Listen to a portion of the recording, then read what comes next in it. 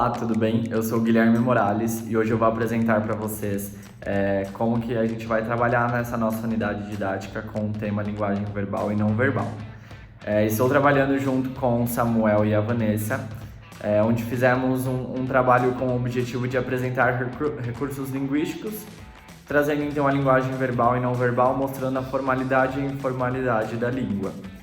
Vamos trabalhar aqui também a questão da primeiridade, secundidade e terceiridade e alguns textos poéticos, ou seja, a poesia, na intenção de mostrar esses recursos linguísticos, como eles são usados, como eles são apresentados.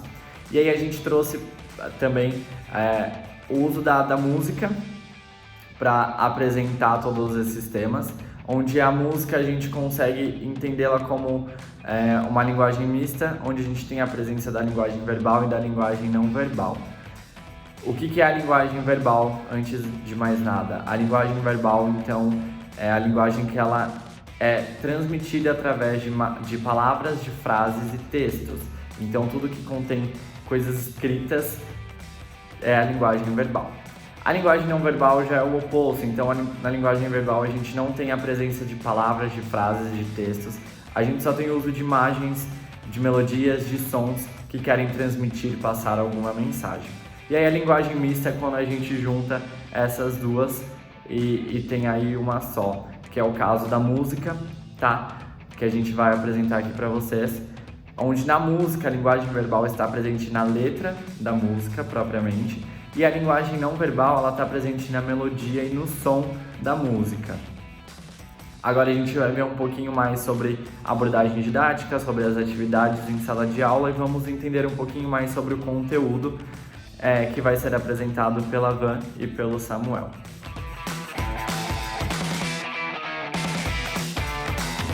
Oi pessoal, meu nome é Vanessa, eu vou falar sobre o conteúdo e abordagem didática do conteúdo. Conteúdo voltado para a primeiridade, secundidade e terceiridade da música. Na primeiridade, a música, quando a gente ouve música, a gente consegue entender, pela estrutura do que a gente está ouvindo, que aquilo é uma música, né? Na secundidade, a gente consegue analisar, refletir a mensagem que a música está apresentando, que ela está transmitindo. Na terceiridade, a gente tem a fusão da primeiridade e secundidade, onde além de observar esses elementos apresentados, a gente consegue fazer a análise da linguagem, da figura de linguagem, que pode também ser apresentada, entre outros elementos.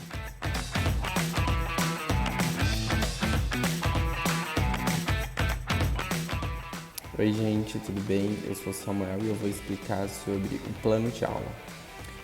A gente elaborou um único plano de aula baseado no mesmo assunto e dentro desse plano de aula a gente pode fazer 4 atividades, entre outras, né? A gente separou 4, mas poderia ter sido desenvolvido em muito mais outras atividades.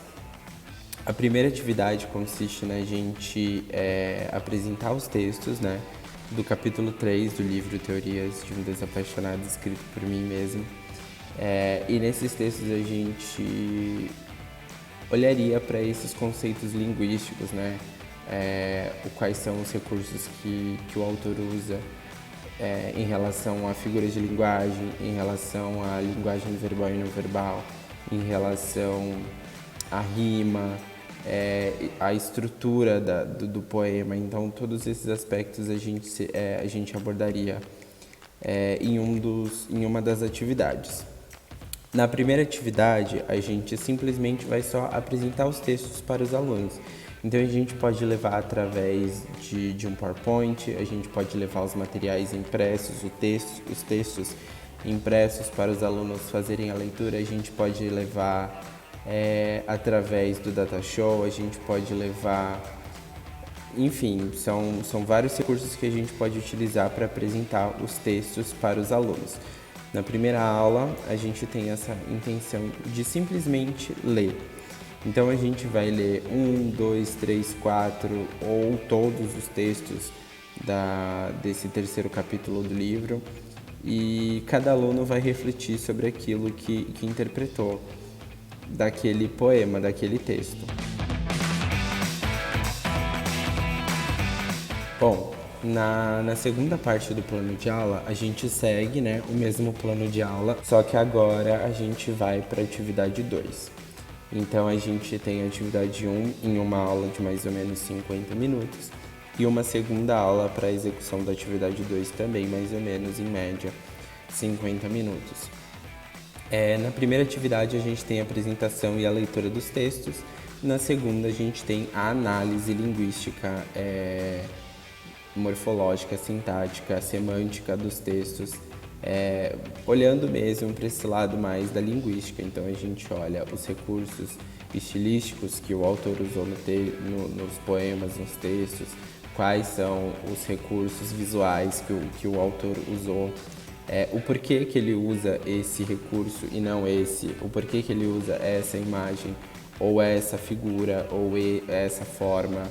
Enfim, a gente o segundo momento é para realizar mesmo essa análise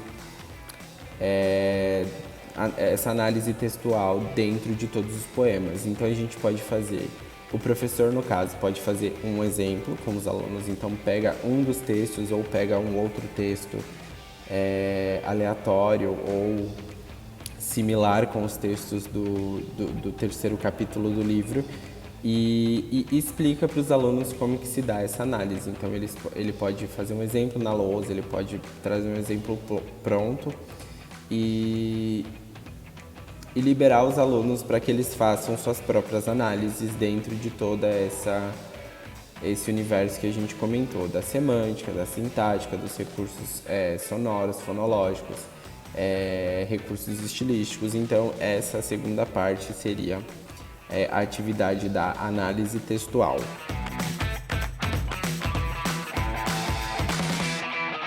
Então, a gente tem na parte 3 a proposta. Só que antes da proposta, seria legal a gente olhar para essas análises que cada um dos alunos tiveram sobre os textos. Então, a gente meio que trocaria figurinhas sobre os textos analisados. Então, o que cada aluno percebeu nesses textos? Será que o mesmo recurso estilístico percebido por um aluno foi o mesmo percebido pelo outro aluno? Então, a gente faria essa conversa no início da terceira aula, também de 50 minutos, antes da proposta de produção individual. A proposta, ela serve para estimular que os alunos façam o seu próprio material. Então, depois de toda essa análise, depois de ter lido todos os textos, a gente posta para os alunos para que cada um fizesse o seu próprio poema, o seu próprio texto poético. Então, a gente pode trazer todas aquelas análises que eles tiveram e não tem tema. O tema quem faz são os próprios alunos. Então, o aluno X quer escrever sobre romance, então ele pode fazer um poema sobre amor. O aluno Y quer escrever sobre terror, então ele pode escrever um poema mais fúnebre. O aluno Y, o aluno Z quer fazer sobre tristeza, então ele pode fazer um poema sobre tristeza. O legal é a gente abrir e trazer a pluralidade dentro dessa aula, porque cada um vai trazer e vai produzir o seu próprio material poético.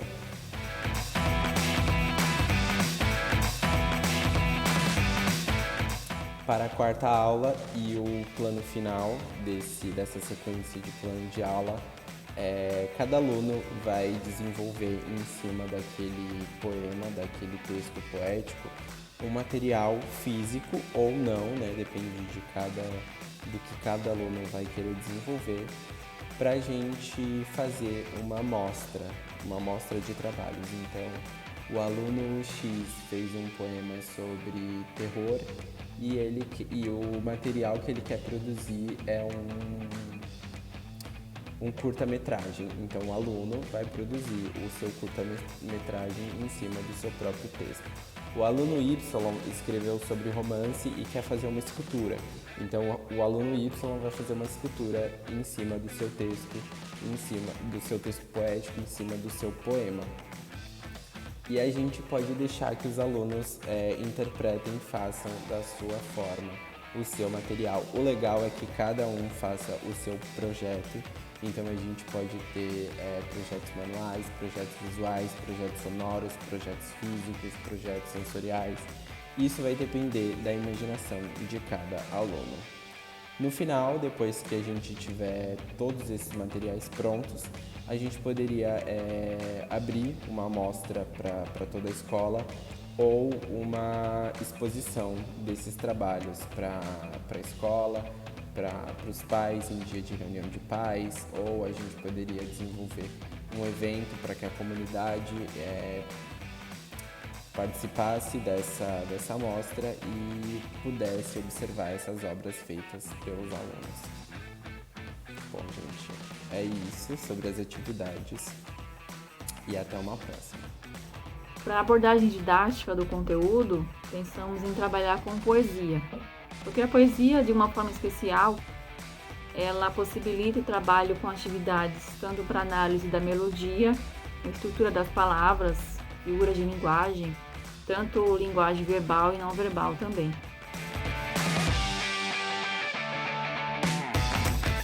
Bom, gente, o porquê que a gente escolheu esse plano de aula com essas 4 atividades? Primeiro, porque a gente consegue trabalhar com os alunos essa interpretação do que seria uma linguagem verbal, o que seria uma linguagem não verbal e o hibridismo dessas duas linguagens. Depois, porque com o passar das atividades, chegando lá mais para o final, a gente tem a produção individual de cada um. Então ali a gente poderia realmente ver se ficou claro essa questão da linguagem verbal e não verbal, porque na produção dos materiais, o que mais a gente vai ter é uma linguagem não verbal. Então a gente vai ter os vídeos, a gente pode ter uma fotografia, a gente pode ter uma escultura, a gente pode ter uma dança, a gente pode ter uma peça teatral, a gente pode ter uma encenação.